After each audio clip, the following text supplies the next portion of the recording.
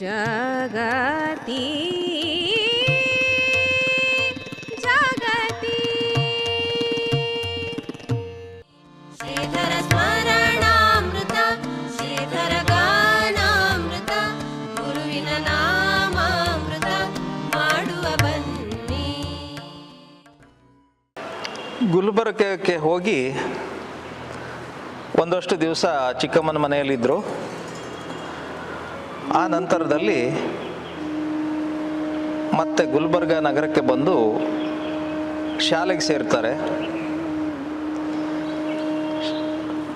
ಶಾಲೆಗೆ ಸೇರಿದ್ರು ಅವರ ಮನಸ್ಸಿನಲ್ಲಿ ತಾನು ಇದಕ್ಕಾಗಿ ಅಲ್ಲ, ಏನನ್ನೋ ಸಾಧಿಸಲಿಕ್ಕೆ ಅಥವಾ ತಾನು ಮಾಡಬೇಕಾದಂತಹ ಕಾರ್ಯ ಬೇರೆ ಏನೋ ಉಂಟು ಎನ್ನುವಂತಹ ಭಾವ ಅವರಲ್ಲಿತ್ತು.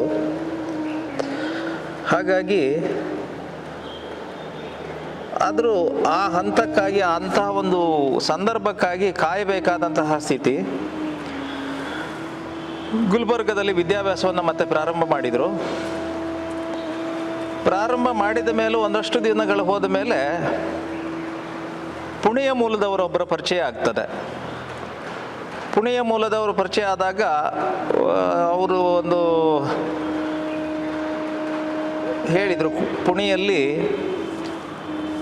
ಲೋಕಮಾನ್ಯ ತಿಲಕರಿಂದ ಸ್ಥಾಪಿತವಾದಂತಹ ಒಂದು ಅನಾಥ ವಿದ್ಯಾಸಂಸ್ಥೆ ಇದೆ, ಅನಾಥ ಮಕ್ಕಳ ವಿದ್ಯಾಸಂಸ್ಥೆ ಇದೆ.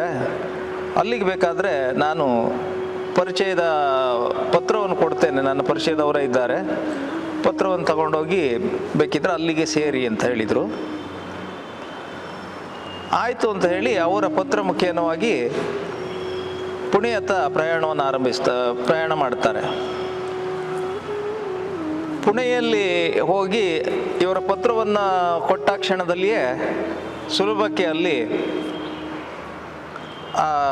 ತಿಲಕರ ಒಂದು ಯಾವುದು ಅನಾಥ ಮಕ್ಕಳ ವಿದ್ಯಾರ್ಥಿ ನಿಲಯದಲ್ಲಿ ಇವರಿಗೆ ಅವಕಾಶ ದೊರೆಯುತ್ತದೆ. ಅಲ್ಲಿ ತಮ್ಮದಾದಂತಹ ವಿದ್ಯಾಭ್ಯಾಸ, ಆ ಕಾಲಕ್ಕೆ ಇಂಗ್ಲಿಷ್ 6ನೇ ತರಗತಿಗೆ ಅವರು ಸೇರಿಕೊಳ್ತಾರೆ. ಸೇರಿದ ಮೇಲೆ ಅಲ್ಲಿ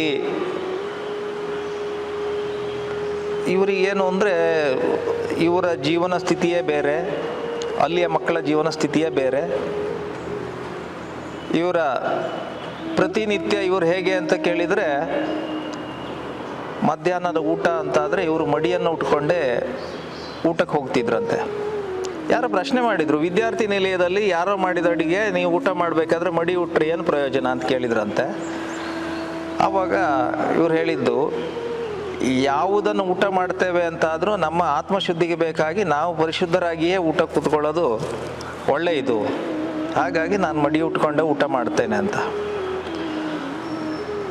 ಆದರೆ ಇವರಿಗೆ ನಿಜವಾಗಿ ಆ ಕಾಲದ ಇಂಗ್ಲೀಷ್ ವಿದ್ಯಾಭ್ಯಾಸದಲ್ಲಿದ್ದಂತಹ ಹುಡುಗರ ಬಟ್ಟೆ ಬರೆಗಳು ಆ ರೀತಿಯ ಇದನ್ನು ಇವರು ಪಾಲಿಸ್ತಿರ್ಲಿಲ್ಲ. ಇವರು ಶಿಕೆಯನ್ನು ಬಿಟ್ಕೊಂಡಿದ್ರು, ಮಡಿಯನ್ನು ಉಟ್ಕೊಂಡು ಸಾಂಪ್ರದಾಯಿಕವಾದಂತಹ ಉಡುಗೆಗಳಲ್ಲಿಯೇ ಶಾಲೆಯಲ್ಲಿ ಇರ್ತಿದ್ರು.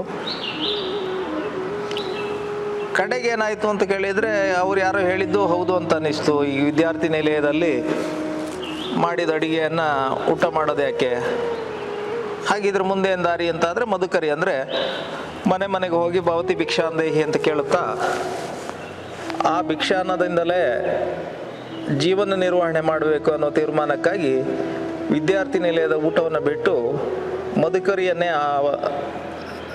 ಮಾಡಿ ಅದನ್ನೇ ಅವಲಂಬಿಸಿದರು.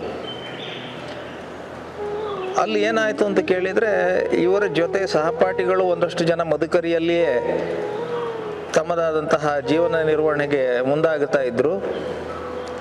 ಎಲ್ಲರಿಗೂ ಬೇಕಾದಷ್ಟು ಮಧುಕರಿ ಸಿಗ್ತಿರ್ಲಿಲ್ಲ.